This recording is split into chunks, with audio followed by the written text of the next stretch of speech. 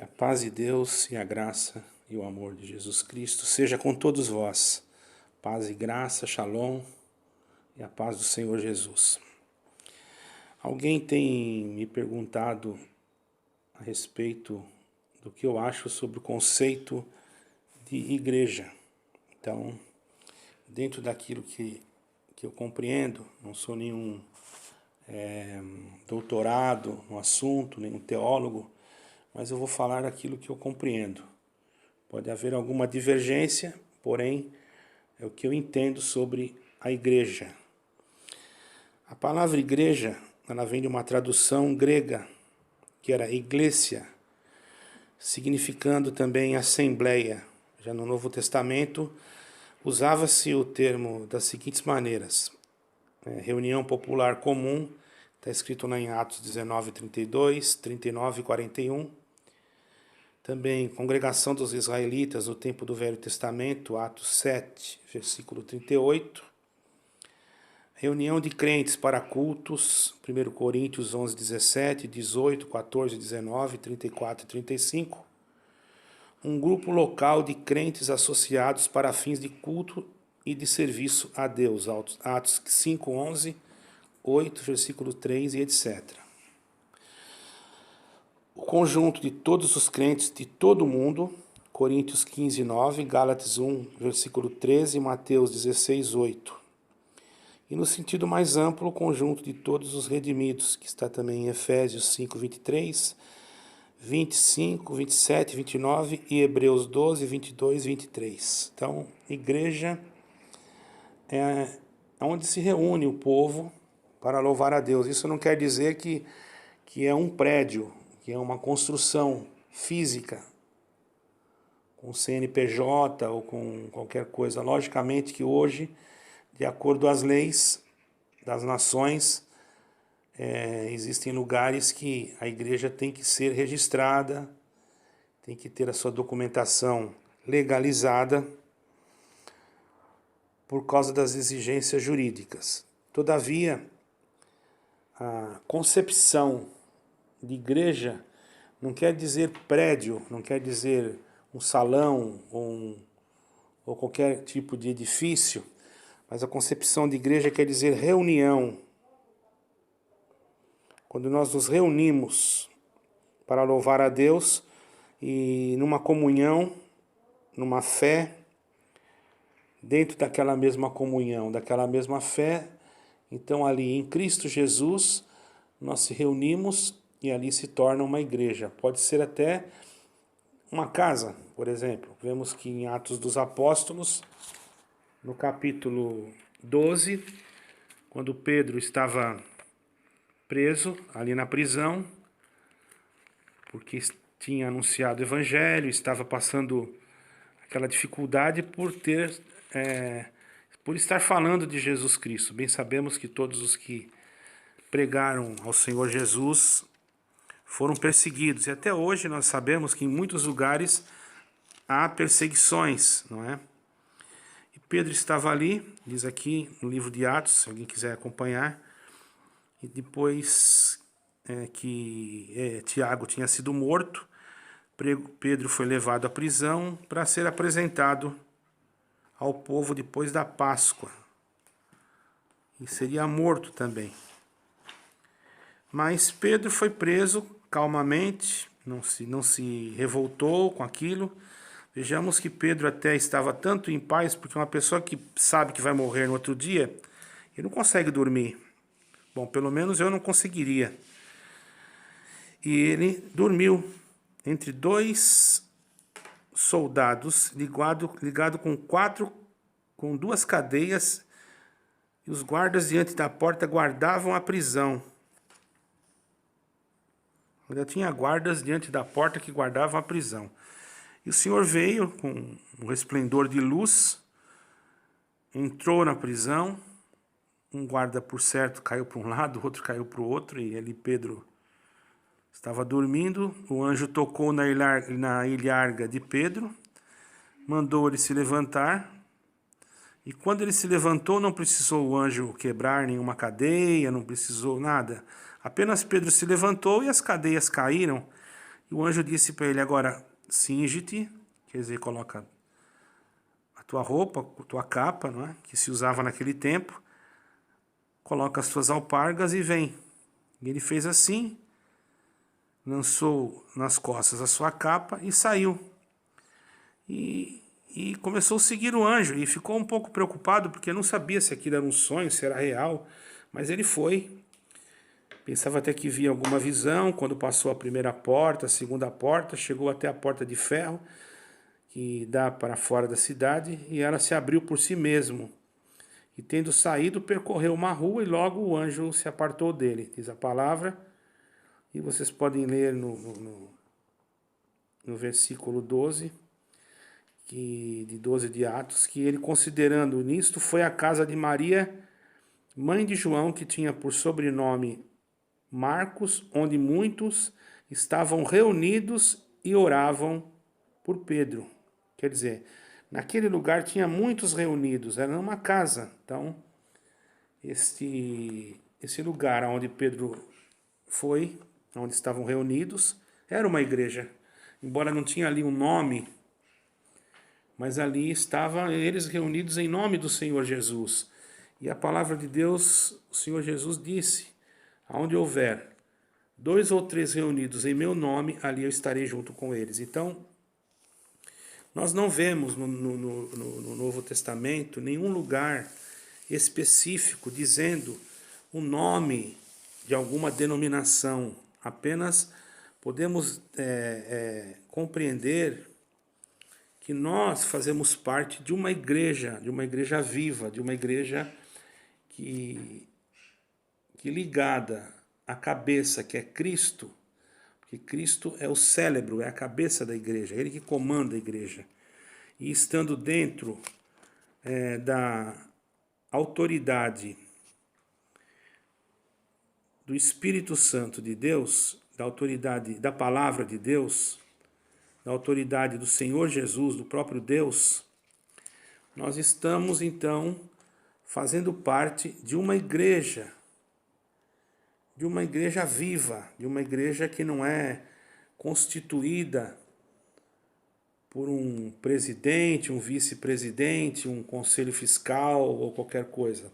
Nós estamos dentro de uma igreja constituída por nosso Senhor Jesus Cristo. Ele mesmo é a igreja viva que nós fazemos parte, porque se ele é a cabeça e nós somos membros, então nós somos membros do corpo e o corpo é a igreja, certo?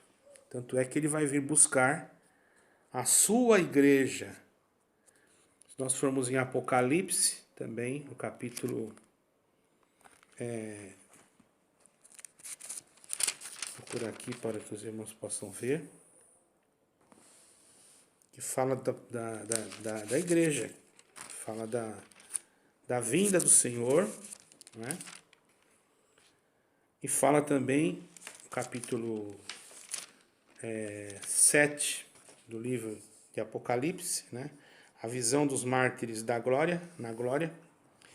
E depois dessas coisas olhei, e eis que aqui uma multidão da qual ninguém podia contar, de todas as nações e tribos, povos e línguas, que estava diante do trono e perante o Cordeiro, que trajavam vestidos brancos e com palma nas suas mãos, e clamavam com grande voz, dizendo: salvação ao nosso Deus, que está sentado no trono, e ao Cordeiro. E todos os anjos estavam ao redor do trono, e dos anciãos, e dos 4 animais, e prostraram-se diante do trono sobre os seus rostos, e adoravam a Deus, dizendo: amém. Louvor e glória e sabedoria, e ação de graças e honra, e poder e força ao nosso Deus para todo sempre. Amém. E um dos anjos me falou, dizendo: esses que estão vestidos de vestidos brancos, quem são e de onde vieram? E ele lhes disse: Senhor. E eu disse-lhe: Senhor, tu sabes.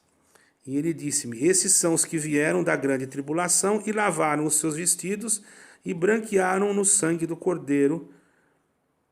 Por isso estão diante do trono de Deus e o servem de dia e de noite no seu templo. E aquele que está sentado sobre o trono o cobrirá com as suas sua sombra. E nunca mais terão fome, nunca mais terão sede, nem sol, nem calma alguma cairá sobre eles, porque o Cordeiro está no meio deles. O trono está no meio deles, do trono, e os apacentará. E lhes servirá de guia para as fontes das águas vivas, e Deus limpará os seus olhos de toda lágrima. Então aqui não falou, não, esses que estão aqui vestidos de branco são de tal igreja, de tal denominação, de outra tal denominação. Aqui falou que esses que estão diante do trono, esses que estão vestidos de branco, são aqueles que lavaram os seus vestidos no sangue do Cordeiro, quer dizer, a igreja. Porque quem lavou os seus vestidos no sangue do Cordeiro? Foi a igreja, porque a igreja aceitou a Jesus Cristo como seu Salvador, crendo nele como seu Salvador e obedecendo o mandamento, claro, todo mandamento que a palavra de Deus nos ensina. Primeiro mandamento que nós temos que ser bem observarmos que o Senhor deu um mandamento importante para nós, que nós temos que crer, porque o batismo não é salvístico, nós temos que crer e ser batizados, não descartando o batismo, porque o batismo é necessário, porém a crença é que nos faz compreender, dar compreensão ao batismo, porque já houve casos de pessoas que entraram em uma igreja pela primeira vez e não sabiam, eu sou testemunha disso, que não sabiam o que estavam fazendo e foram lá e se batizaram. E depois voltaram novamente ao caminho do engano. Uma vez eu lembro que até dois jovens, eu estava na porta de uma denominação, e dois jovens, um olhou para o outro, falou assim, hoje está muito calor, vamos tomar um banho? Vamos. Entraram os dois lá para dentro, eu não tive tempo de impedi-los, quando vi, era um templo muito grande, uma igreja muito grande, e quando eu vi, aquele grupo, aqueles dois jovens entraram, já estavam lá se batizando, e saíram dando risada, quer dizer, não entenderam nada e foram embora. Deus permita que no futuro eles tenham compreensão do que eles fizeram. Não estou julgando aqui, não sou juiz e não estou aqui para julgar ninguém. Então, a crença é o primeiro passo. E depois de crer, então a pessoa deve obedecer o mandamento do batismo, que é uma ordenança do Senhor Jesus. Mas primeiro tem que crer. Não adianta batizar sem crer. Porque a pessoa já tem idade, tem que batizar. Ela batiza a criança, mas não, ela batiza uma criança, não sabe nem o que está fazendo, quer dizer, vai batizar, mas ela não creu em nada, ela não sabe nem o que está fazendo. Então isso não é. E também a igreja, é claro que havendo um grande movimento de povo, tem que ter um lugar para se reunir. É lógico que se constrói em templos, se constrói em casas de orações, que eu posso dizer, porque a igreja somos nós. Eu costumo chamar casas de orações. Casas de orações onde o povo se reúne para poder, quando há muito povo, para poder ali louvar a Deus e efetuar os seus eventos espirituais. Em todo caso, irmãos, isso não quer dizer que aquelas 4 paredes ali, elas são santificadas, porque ali se reúne um povo. Quando as pessoas saem dali, elas são apenas 4 paredes. Tanto é que existem denominações que vendem depois o lugar que eles usavam como culto, até para instituições que hoje fazem coisas que não são lícitas, né? Então nós não podemos caracterizar um prédio e dizer que quem não faz parte daquele prédio, daquela instituição, não é da igreja. É da igreja aquele que está ligado em Jesus Cristo. Porque o Senhor Jesus disse, eu sou o caminho, a verdade e a vida, e ninguém vem ao Pai senão por mim. Não tem outro caminho, não tem outra saída, não tem outra solução, a não ser Jesus Cristo. Ele é o único que pode dar ao homem a certeza da salvação. E nós não estamos falando de nomes de nenhuma denominação, nem atacando nenhuma denominação. Estamos apenas explicando alguma coisa que alguém nos perguntou, qual era o nosso conceito de igreja. Então, é lógico que se nós tivermos muitas pessoas, esses dias estive reunido com 5, 6 pessoas, não precisava um prédio. um castelo, vamos dizer assim, um prédio enorme para me reunir com 5, 6 pessoas. Uma sala pequena, me reuni com 5, 6 pessoas e ali estava a igreja, porque estávamos todos numa mesma comunhão, no mesmo sentimento, na mesma, vamos dizer assim, ligação espiritual com Deus. Então ali estava a igreja. Ah, mas se precisar um batismo, isso Deus prepara também o local para ser feito o batismo.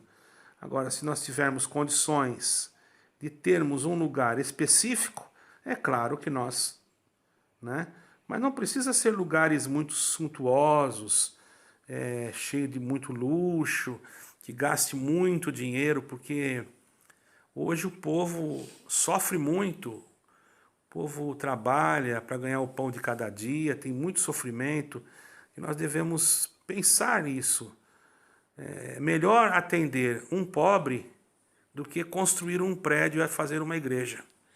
Porque se eu atender aquele pobre necessitado, porque pobre todos somos, mas se nós formos atender um necessitado, aquele atendimento vale mais do que você comprar um terreno enorme e fazer um templo enorme, que muitas das vezes alguém vai se assenhorar daquele lugar, querer ter poder sobre aquilo, e você que ajudou, às vezes não tem nenhum tipo de consideração por aquele que foi ajudado, por aquele líder que foi ajudado para construir. Então, eu sou da opinião, cada um tem a sua opinião, que cada lugar poderia sim ter vários lugares onde se reunissem a igreja, ou até mesmo em determinadas situações, em eventos mais especiais, que se tivesse um lugar específico para que pudesse se reunir ou num batismo, ou numa ceia, enfim.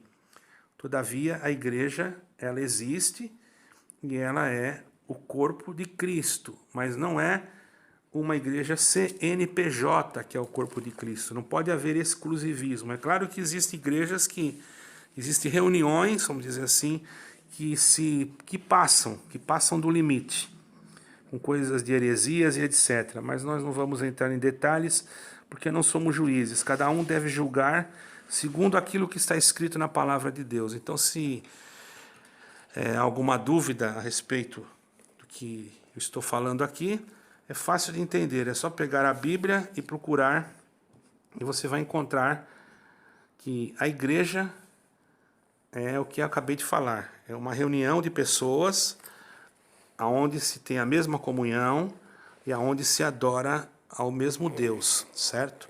De acordo a fé de cada um.